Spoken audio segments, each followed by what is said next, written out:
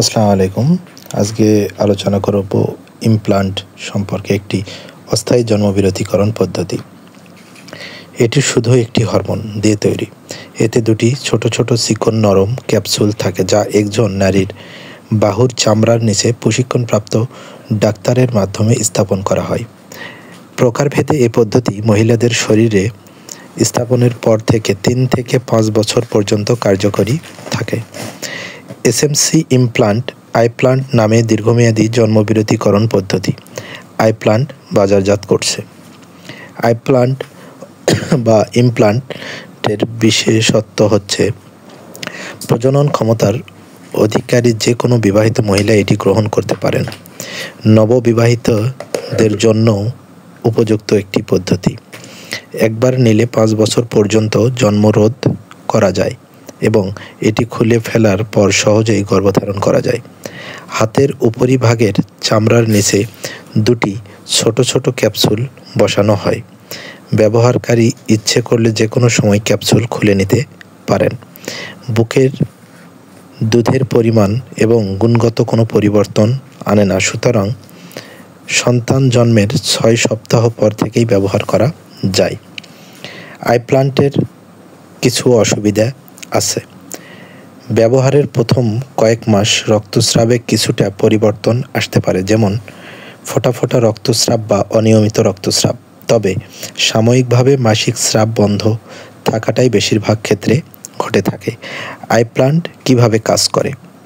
ডিম্বস্ফোটন বন্ধ রাখে, জরায়ুর ভিতরের আবরণ তৈরি হতে দেয় না, জরায়ুর ভিতরের ঘন ও আঠালো করে তোলে, ফলে শুক্রকীটের প্রবেশ বাধার সৃষ্টি হয়।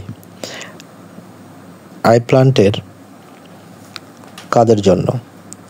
প্রজনন ক্ষমতার অধিকারী যে কোনো নারী এটি গ্রহণ করতে পারেন, যদি ডাক্তার মনে করেন যে তিনি প্রজেস্টিন হরমোন নেয়ার জন্য উপযুক্ত। বাংলাদেশ সরকারের নীতিমালা অনুযায়ী নববিবাহিত দম্পতি আইপ্লান্ট গ্রহণ করতে পারবে। যেসব মা পরবর্তী সন্তানের জন্য দীর্ঘ সময় বিরতি দিতে চান তাদের জন্য বিশেষভাবে উপযোগী। ইস্ট্রোজেন জাতীয় গর্ভ নিরোধক ব্যবহার করতে পারেন না। প্রসবোত্তর বুকের দুধ খাওয়ান যে সমস্ত মা গর্ভপাতের পর বা এমআর করার পরপরই। আইপ্লান্ট স্থাপনের উপযুক্ত সময় মাসিক চলাকালীন প্রথম 5 দিনের মধ্যে।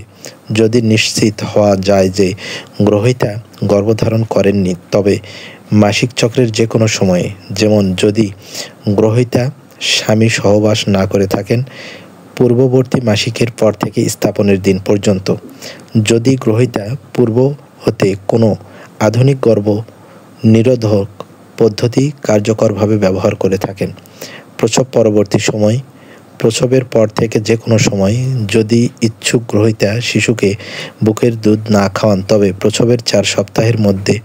যদি ইচ্ছুক গ্রহীতা শিশুকে বুকের দুধ খাওয়ান, তবে প্রসবের 6 সপ্তাহের পরে।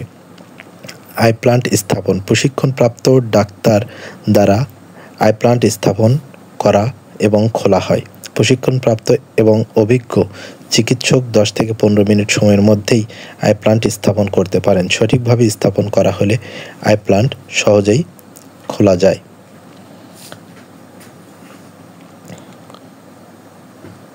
গ্রহীতার প্রতি নির্দেশনাবলী। আইপ্লান্ট প্রয়োগের স্থানে যথাযথ যত্ন নিতে হবে।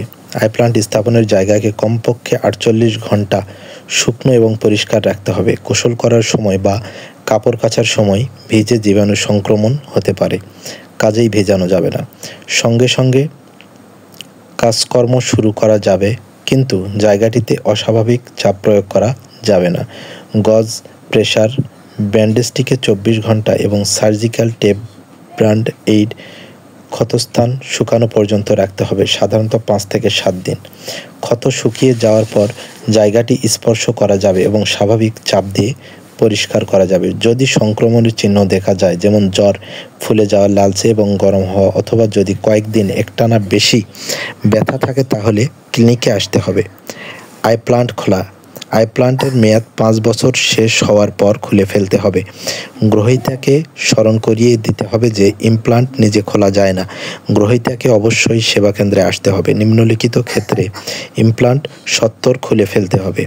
বারবার অতিরিক্ত মাথা ব্যথা, প্রথমবারের মতো মাইগ্রেন জাতীয় মাথা ব্যথা, চোখের যে কোনো তীব্র অসুবিধা, ঝাপসা দেখা, রক্তচাপের উল্লেখযোগ্য বৃদ্ধি, গর্ভধারণ হলে, যকৃতের কোনো রকম গুরুতর অসুখ হলে। ইমপ্লান্ট কোথায় পাওয়া যায়? বেসরকারি পর্যায়ে এসএমসির পিঙ্ক স্টার চিহ্নিত সেবাদান কেন্দ্রে ইমপ্লান্ট সেবা পাওয়া যায়।